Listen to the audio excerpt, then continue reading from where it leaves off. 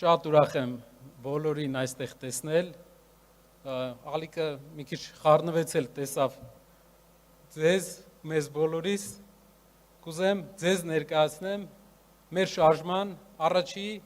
մեկ ամսվա մասին տվյալներ, սկսեմ։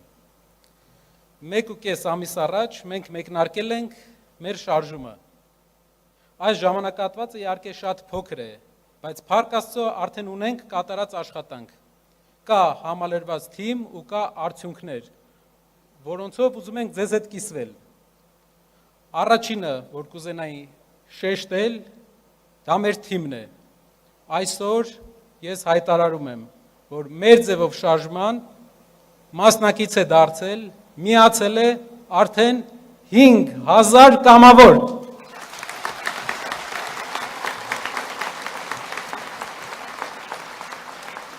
Ամեն օր հարյուրավոր մարդիկ զանգահարում են, համացանցային կապ են հաստատում և միանում են մեզ առաջարկելով կամավորականություն, որպեսզի երկրում հնարավոր լինի կատարել այն փոփոխությունները, ինչը իրենք են տեսնում և ինչը մենք բոլորս ենք տեսնում։ Ուրախ ենք, որ բոլորս միասին ենք։ Ձեր մասնակցությունը պատիվ է մեզ համար։ Մեր համախոհների այս տեմպը, եթե շարունակվի, մենք վստահ ենք, որ մոտակա ամիսների ընթացքում մենք արդեն կլինենք տասնյակ հազարավոր, և դա արդեն մեծ մերանգ կլինի մեր հասարակության մեջ անշրջելի փոփոխություններ կատարելու։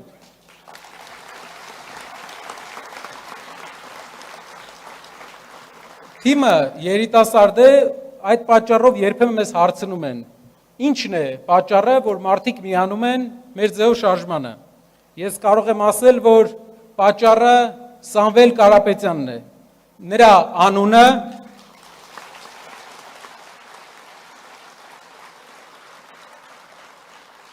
այն վստահությունը, որ մենք բոլորս ունենք, որ նա հետևողական է լինելու, շարունակելու է չքցել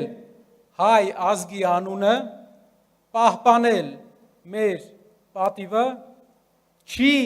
նայելու մեր ժողովրդի աշխատած կոպեկին,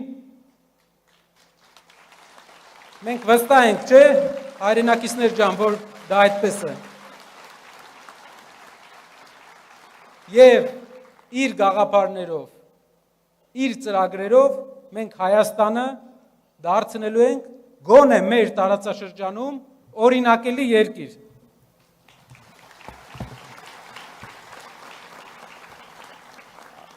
Մեզ նաև շատ են քննադատում, ասում են ուր գնում եք, իսկ մենք շատ շրջաններում մարզեր ենք գնում, ու ասեմ իմ ամենահաճելի, ինձ համար ամենահաճելի մասն է դա, որովհետև այն էներգիան, այն դրական էներգիան, որ մենք մարզերից, գյուղերից ստանում ենք, աննկարագրել է այս ամբողջ պրոցեսում, այս հորձանոթում ինչի մեջ մենք հայտնվել ենք, իմ համար ամենաուրախ օրերը ես տեսել եմ գյուղերում, այցելելով գյուղեր։ Շատերը խոսում են, որ գյուղերում մարդիկ ունեն պրոիշխանական հայացքներ և իրենց ձեռք է տալիս այս ամենը ինչ տեղի է ունենում։ Ես վստահեցնում եմ, դա առասպել էր, գյուղերում մենք տեսանք մեծ հակազդեցություն և գյուղերում տեսանք գաղափարներ։ Մեզ առաջարկում էին այնպիսի գաղափարներ, անգամ տնտեսագիտական, որ մեր տնտեսագիտական թիմը դեռ չէր հանգել դրան, ու այդ մարդիկ իրենց գաղափարները շարք են դառնալու մեր գաղափարներին, և մենք դրանցից լավագույնները ներդնելու ենք մեր ծրագրերի մեջ։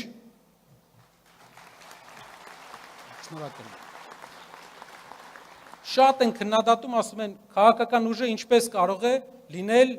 միայն տնտեսությունից խոսել, ձեզ մոտ ստացվում է տնտեսությունը, դրանից էլ խոսում եք։ Ասեմ շատ կարևոր բան, ասում են զբաղվեք քաղաքականությամբ։ Շորջ ջան, 30 տարի զբաղվել են քաղաքականությամբ, ո՞նց են զբաղվել։ Լավ են զբաղվել։ Մենք պետք է զբաղվենք տնտեսությամբ։ Մեր երկրի ղեկավարները իրենց ժամանակի 80%-ը պետք է ծախսեն տնտեսության վրա։ Երբ մենք նայում ենք օտար երկրների նախընտրական ամբողջ քարոզարշավները, բոլորը տնտեսության մասին են։ Նայում ենք Հայաստանինը, բոլորը իրար մասին է։ Մարդիկ իրար մասին են մենակ խոսում։ Կյանքի, ասում են, ինչ կապ ունի Թալինում ինչ ես կառուցելու։ Երկրում դու պետք է քաղաքական ինչ-որ միտք տաս։ Բայց Թալինում կառուցած գործարանից, Արմավիրում կառուցած մթերման կայանից է մեր երկրի տնտեսությունը ստեղծվում։ Մրցակցությունը ստեղծվում։ Եթե մենք մեր շրջանները չկարողանանք տնտեսապես կայացնենք, Երևանում նստած իրար հետ բանավիճելով չի։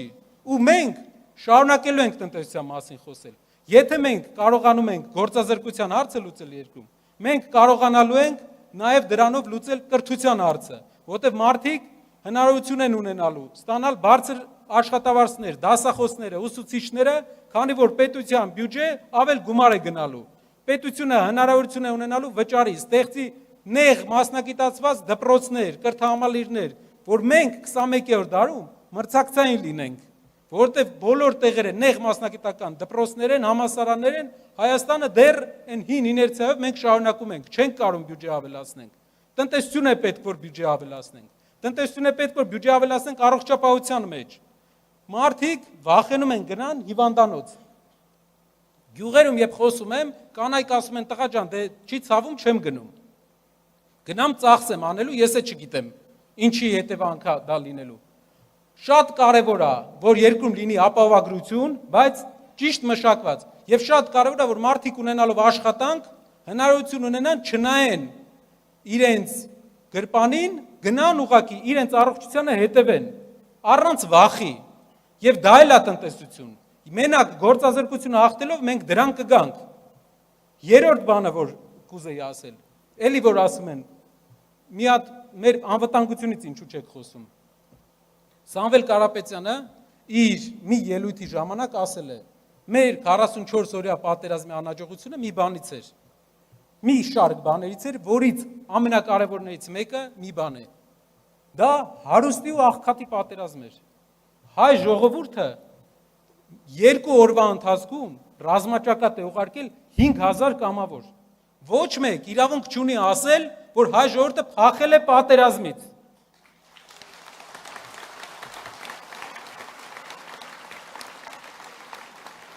Ադրբեջանական, երբ մենք դիտում ենք ադրբեջանական կադրերը, 3 ավտոբուս է ու 20 հոգի կամավոր։ Մեր մոտ չեք հիշում հարյուրավոր, հազարավոր մարդիկ, բայց երբ դու աղքատ երկիր ես, զենք չես տալի այդ մարդուն, ասում ես տնից զրա բաճկոնը հագի, գնա, չես պլանավորում այդ մարդը ոնց պետք է պայքարի։ Ինչքան էլ քաջ է հայ զինվորը, որը մեր մեծերի ասելով էլ, մասնագետների ասելով էլ ավելի պատրաստված է, ավելի մոտիվացված է։ Չես կարող պայքարել։ Մեզ պետք է լավ տնտեսություն, որ կարողանանք լավ սարքավորումներով զինենք մեր բանակը։ Մենք ոչ մի նկրտում չունենք, որևէ ինչ-որ խնդրով, ինչ-որ երկրի հետ հակամարտություն սկսելու։ Մենք ուղղակի խաղաղություն ենք ուզում, Հայաստանը տարածաշրջանի ամենախաղաղասեր երկիրն է եւ իր խաղաղությունը պետք է լինի ապահովված, իսկ մեր անվտանգային համակարգը մեր ամրագոտին է։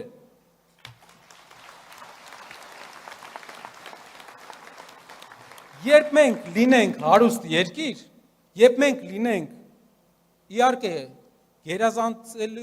ավելի գերազանցելի էլ կլինի, ավելի գերազանցելի, բայց տարածաշրջանում ամենահարուստ երկրներից մեկը, մեզ տարածաշրջանում ոչ մեկ չի համարձակվի նայել այս աչքով։ Մեր դաշնակիցներն էլ ուրիշ աչքով կնայեն։ Կտեսնեն, որ տնտեսական ուժ կա այս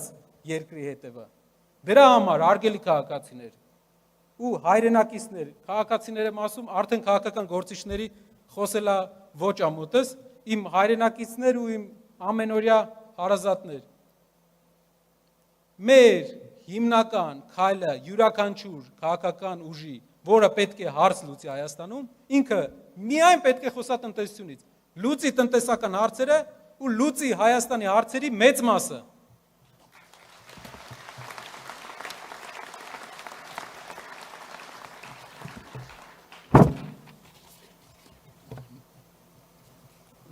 Մի քանի բան էլ կուզեի ավելացնել, եթե թույլ կտաք։ Առաջինը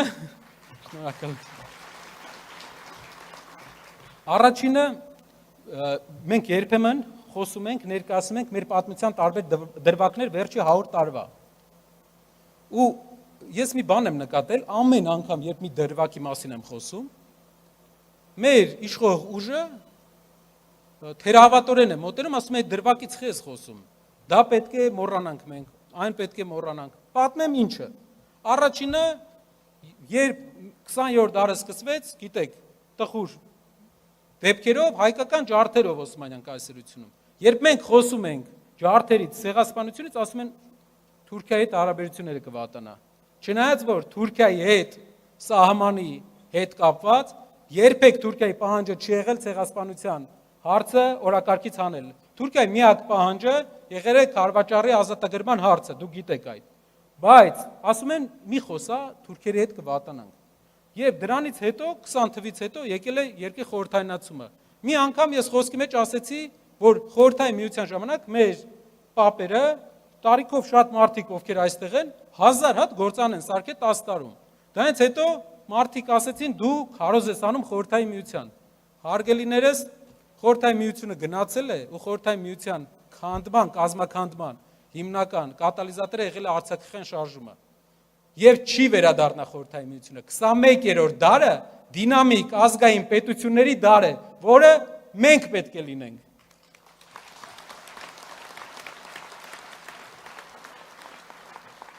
Երրորդ բանը, անցնում ենք խորհրդային միությունը, գալիս ենք անկախ Հայաստանին։ Ասում են, անկախ Հայաստանը ունեցել է մեծ խնդիրներ, տնտեսական խնդիրներ, բայց նաև ունեցել է ձեռքբերումներ, երկու մեծ ձեռքբերում ենք ունեցել։ Առաջի անգամ 100-ամյակի մեջ մենք մեր ուժերով առանց լուրջ օգնության հաղթել ենք մեր 100-ամյա հակառակորդին լավ կազմակերպվածության արդյունքում եւ մեր երկրի 30% ազատագրել ենք։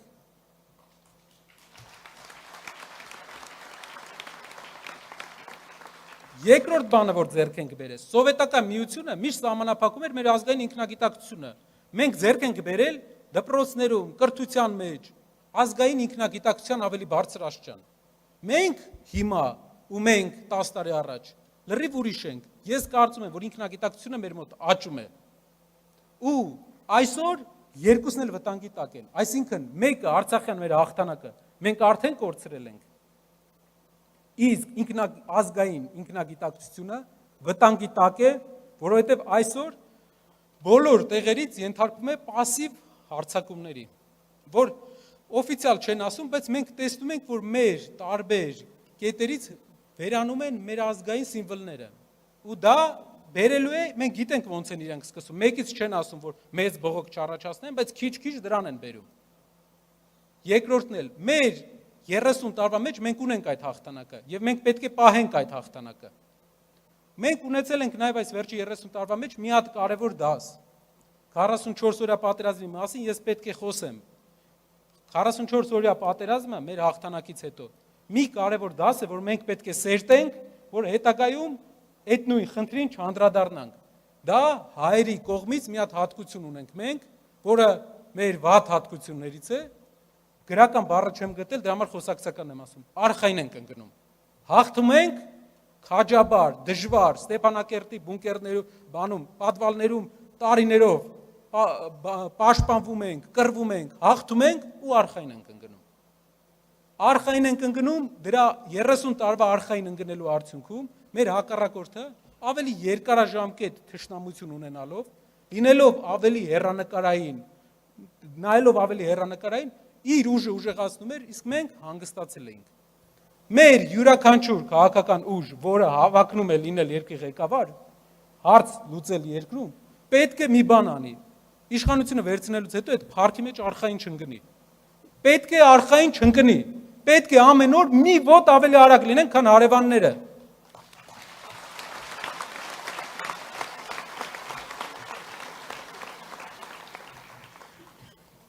Հայ մարդուն շատ բան պետք չի։ Եթե մենք նայում ենք, պետք է ընտանիքում բոլորը առողջ լինեն, բնակարան լինի, լավ կրթություն երեխաներին, մեծերը, որ անհոգ ծերություն ունենան։ Ու այսքան տաղանդ ունեցող ազգը չի կարող դրան չհասնել։ Ուղղակի լավ ուղղորդում է պետք։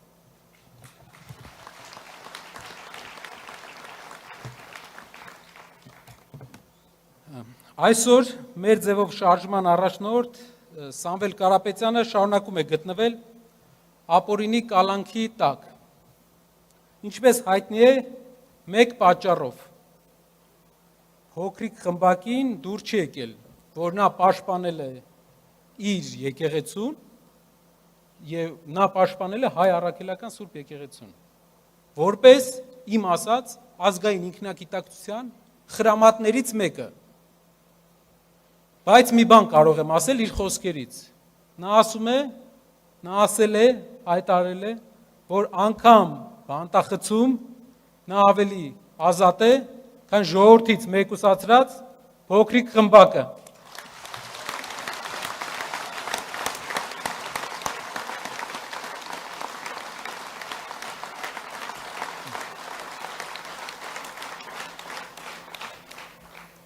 Հիշում եք, մեր ձեւով շարժման ստեղծման ժամանակ մենք հայտարարել ենք, որ լինելու է 5 աշխատանքային խումբ։ Մենք այսօր ներկայացնելու ենք 5 խմբի արած աշխատանքները եւ մարդիկ կներկայացնեն իրենց տեսլականները, այն մարդիկ, ովքեր միացել են մեզ։ Շնորհակալ եմ։